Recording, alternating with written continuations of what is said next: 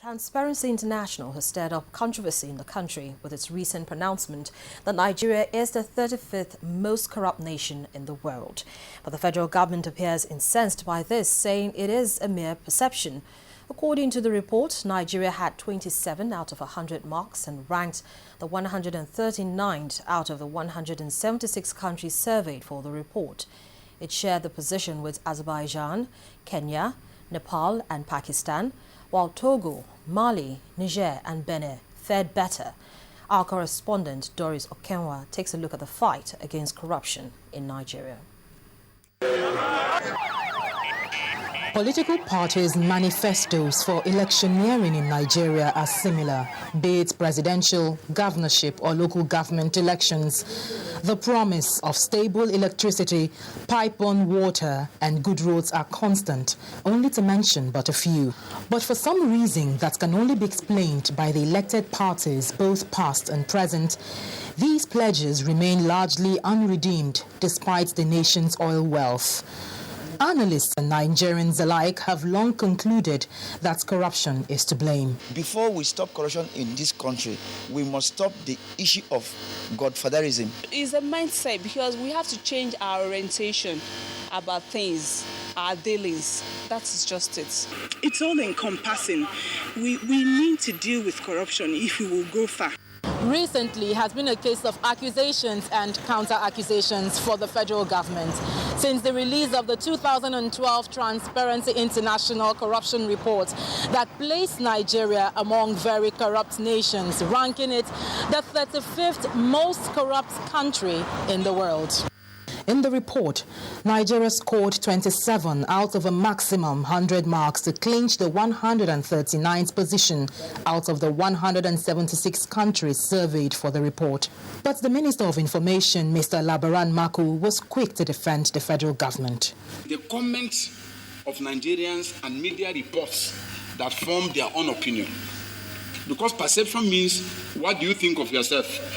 So they interview Nigerians.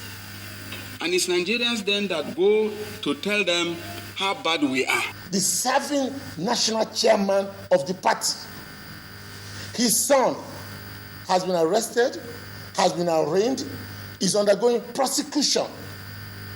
If President Goodluck Jonathan does not have political will, that is a suicidal move. But for many Nigerians, there appears to be a missing link between what government says it is doing to curb corruption and the realities on ground. Some analysts also disagree with the government's notion that corruption is reducing in Nigeria. If governance at the national level, at the state level, and at the local government level is meeting the needs of the people and understanding why people should be taken care of, I don't think we should be where we are. People outside here will not review what we are doing to the level of being ranked as at the level we are being ranked presently. Some members of the executive openly agree that government's overhead costs and the culture of impunity among leaders will continue to feed the growth of corruption in Nigeria. If you ask me what is the solution, strengthen our institutions, enforce the rule of law, and eradicate this feeling of impunity that certain persons can be above the law. And we think it is too much. The efficacy of anti-graft agencies continues to raise concerns with the seemingly low level of prosecutions across board. The Economic and Financial Crimes Commission also recently lamented over insufficient funds, a picture of soldiers sent out to the battleground without weapons. And if you look at the totality, even not because we have been scaling down some of these activities, there is no way this budget can accommodate what Nigerians are demanding from us. The move to slash the EFCC 2013 budget proposal by half is worrisome and unacceptable to the Nigerian Bar Association. The Nigerian Bar Association worries that the demand for public office holders to be more transparent and accountable is not high enough, owing to lack of stiff penalties for corrupt practices. Most unfortunately, those being prosecuted have the resources, they have the wherewithal to hire high high-profile lawyers for their high-profile cases.